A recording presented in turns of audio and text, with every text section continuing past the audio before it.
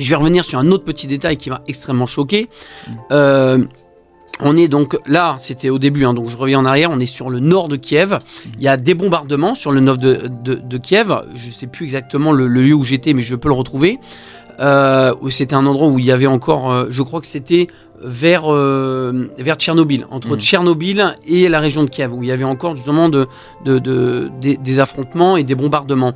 Et à ce moment-là, si vous voulez, nous on est du côté militaire ukrainien, donc entre guillemets à l'abri, et des militaires ukrainiens sortent des mortiers à la main, ils sortent ces mortiers-là et tirent.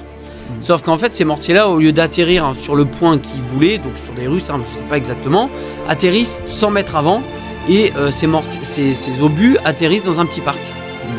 Donc on regarde, heureusement ça n'a pas fait de victimes. Il y avait des journalistes qui étaient là en retrait avec nous au niveau sécurité, parce qu'on ne pouvait pas passer forcément. Des journalistes occidentaux. Occidentaux, oui, tout à fait. Et ça se calme, il n'y a plus.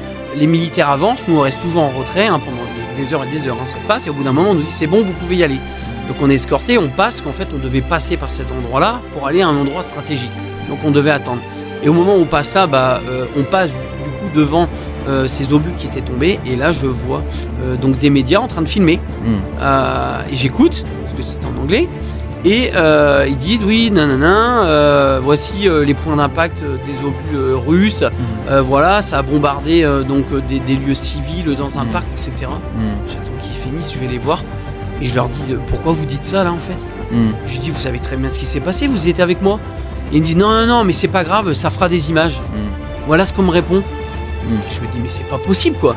Et bon bref, ça je laisse passer, et au moment quand je reviens en France, je vois, et vous savez quoi, je tombe sur ces images qui ont été reprises aussi par les médias français, du fameux petit parc où il y a des jeux d'enfants, où il y a des obus qui tombent. Et je me dis mais c'est pas possible. Je lui dis ces obus là ça n'a rien à voir quoi.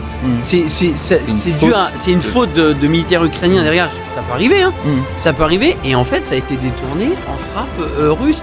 Du coup après je me dis mais tous les autres reportages en fait, qu'est-ce qui est vrai, qu'est-ce qui est faux? 抖音